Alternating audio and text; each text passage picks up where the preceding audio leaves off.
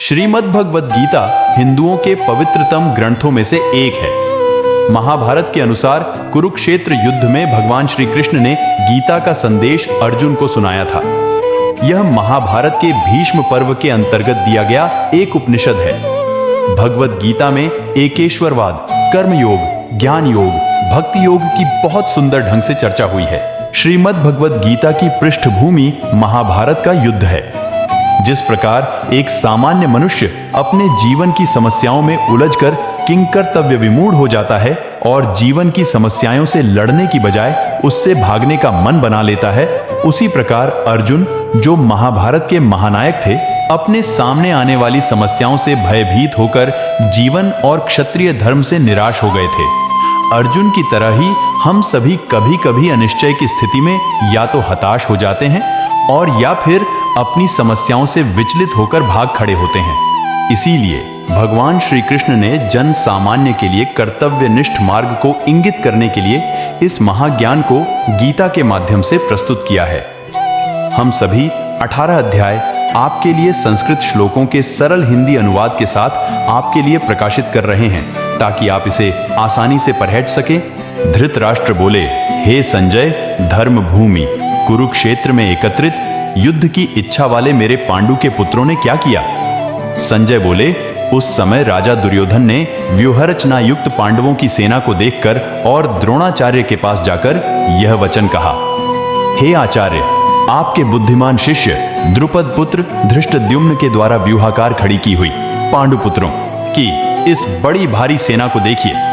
इस सेना में बड़े बड़े धनुषों वाले तथा युद्ध में भीम और अर्जुन के समान शूरवीर सात्यकी और विराट तथा महारथी राजा द्रुपद, दृष्टकेतु और चेकितान तथा बलवान काशीराज, पुरुजित, कुंतीभोज और मनुष्यों में श्रेष्ठ शैब्य, पराक्रमी युद्धामन्यु तथा बलवान उत्तमौजा, सुभद्रा पुत्र अभिमन्यु और द्रौपदी के 5 पुत्र, ये सभी महारथी हैं। हे ब्राह्मण श्रेष्ठ, अपने पक्ष में भी जो प्रधान हैं उनको आप समझ लीजिए। आपकी जानकारी के लिए मेरी सेना के जो सेनापति हैं उनको बतलाता हूं। आप द्रोणाचार्य और पितामह भीष्म तथा कर्ण और संग्राम विजयी कृपाचार्य तथा वैसे ही अश्वत्थामा, विकर्ण और सोमदत्त का पुत्र भूरिश्रवा और भी मेरे लिए जीवन की आशा त्याग देने वाले बहुत से शूरवीर, अनेक प्रकार के अस्त्रों शस्त्रों से सुसज्जित और सब के सब युद्ध में चतुर हैं। भीष्म पितामह द्वारा रक्षित हमारी वह सेना सब प्रकार से अजेय है और भीम द्वारा रक्षित इन लोगों की यह सेना जीतने में सुगम है। इसलिए सब मोर्चों पर अपनी अपनी जगह स्थित रहते हुए आप लोग सभी निसंदेह भीष्म पितामह की ही सब ओर से रक्षा करें। कौरवों में वृद्ध बड़े प्रतापी पितामह भीष्म ने उस दुर्योधन के हृदय में हर्ष उत्पन्न करते हुए उच्च स्वर से सिंह की दहाड़ के समान गरज कर शंख बजाया। इसके पश्चात शंख और नगारे तथा ढोल, मृदंग और नरसिंघे आदि बाजे एक साथ ही बज उठे। उनका वह शब्द बड़ा भयंकर हुआ।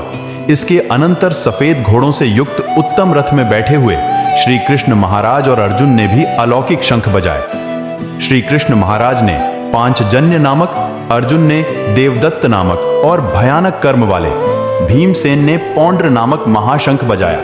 कुंती पुत्र राजा युधिष्ठिर ने अनंत विजय नामक और नकुल तथा सहदेव ने सुघोष और मणिपुष्पक नामक शंख बजाए। श्रेष्ठ धनुष वाले काशीराज और महारथी शिखंडी और धृष्टद्युम्न तथा राजा विराट और अजेय सात्यकी, राजा द्रुपद और द्रौपदी के 5 पुत्र और बड़ी भुजा वाले सुभद्रा पुत्र अभिमन्यु, इन सभी ने हे राजन सब ओर से अलग अलग शंख बजाए और उस भयानक शब्द ने आकाश और पृथ्वी को भी गुंजाते हुए धार्त राष्ट्रों के अर्थात आपके पक्ष वालों के हृदय विदीर्ण कर दिए। हे राजन, इसके बाद कपिध्वज अर्जुन ने मोर्चा बांधकर डटे हैं धृतराष्ट्र संबंधियों को देखकर उस शस्त्र चलाने की तैयारी के समय धनुष उठाकर ऋषिकेश श्री कृष्ण महाराज से यह वचन कहा, हे अच्युत, मेरे रथ को दोनों सेनाओं के बीच में खड़ा कीजिए और जब तक कि मैं युद्ध क्षेत्र में डटे हुए युद्ध के अभिलाषी इन विपक्षी योद्धाओं को भली प्रकार देख न लूं कि इस युद्ध रूप व्यापार में मुझे किन किन के साथ युद्ध करना योग्य है, तब तक उसे खड़ा रखिए। जय श्री राधे कृष्णा। इस पेज पर संपूर्ण गीता की कथा की वीडियो डाली जाएगी। अगर आप हमारे साथ जुड़ना चाहते हैं तो पेज को फॉलो जरूर से करें।